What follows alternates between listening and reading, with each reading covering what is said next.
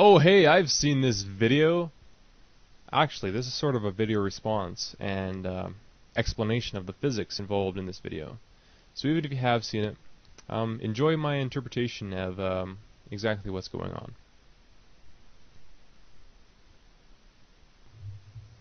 I'm sure that just about everybody on YouTube has seen this video, or a similar video at some time or another. We have this brass disc, which is obviously a magnet, and it seems to be levitating above this dark gray kind of block, which is not a magnet. Now, the reason I'm making this kind of response video is because I watch that video quite often, and it seems like nobody in the comments has the slightest clue what they're talking about. This is a phenomenon called superconductivity, and although most people don't know anything about it, I know a fair bit about it. I'm not a physicist, so feel free to correct me on any mistakes I make. Let me explain this whole thing to you. I'm sure everybody knows at least a little bit about resistance in electrical wires. Inside an electrical wire, it's not perfect. There's a lot of imperfections, and as electrical current flows through it, it might not be able to flow as perfectly as it would under ideal conditions. What happens as a result is that we lose electrical energy, and it makes heat. You might notice that if you touch a wire, sometimes it feels warm or even hot. And basically that's just because of resistance. All electrical wires have resistance. We as human beings cannot make an electrical wire that's perfect enough that there's no resistance in it. In the year of 1911, there was a Dutch physicist who was studying refrigeration, and he did an experiment in which he took a wire and passed an electrical current through it at different temperatures. He noticed that as he decreased the temperature of the wire, the resistance offered by the wire also decreased. So, like any good scientist, he started graphing his results. The resistance in the wire decreased quite slowly compared to the temperature, and as he did more and more trials, this graph started appearing quite linear. Then, to his shock, at a certain temperature, the resistance in the wire plummeted to 0. Now, it's important to note that as of yet, we haven't found any materials that can become superconductors outside of these extremely cold conditions.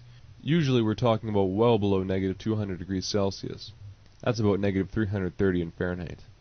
So unless it's an exceptionally cold day on the dark side of the moon, you're going to need something to actually cool down your material past its critical temperature to make it into a superconductor. That's what the can of liquid is at the beginning of the video. Most likely liquid nitrogen, just poured over the material in order to make it into a superconductor.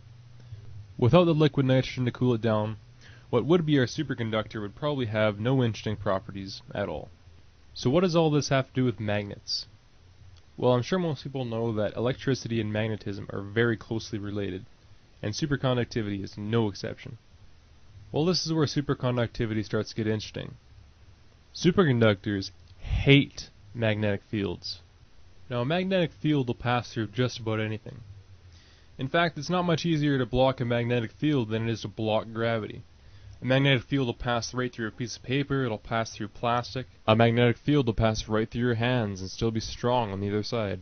But a magnetic field will not pass through a superconductor. This is known as the Meissner effect. A superconductor will reflect a magnetic field back at itself just like a mirror. It is impervious to magnetic fields. That's why our little brass friend is levitating. Everybody knows that two of the same magnetic pole will repel each other. That's exactly what's happening here. The magnet's magnetic field is bouncing off the superconductor and repelling itself.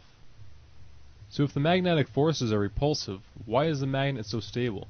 And why doesn't it just fly off? Well, there are actually attractive forces at work in conjunction with the repulsive forces, but I must admit that goes over my head a little bit. Hopefully this simplified explanation of the Meissner effect and superconductivity will keep you content for now. I hope you enjoyed this video half as much as I enjoyed making it. If you have any questions about this video, or suggestions for new ones, please let me know. Also, it'll help me out if you comment and rate on this video.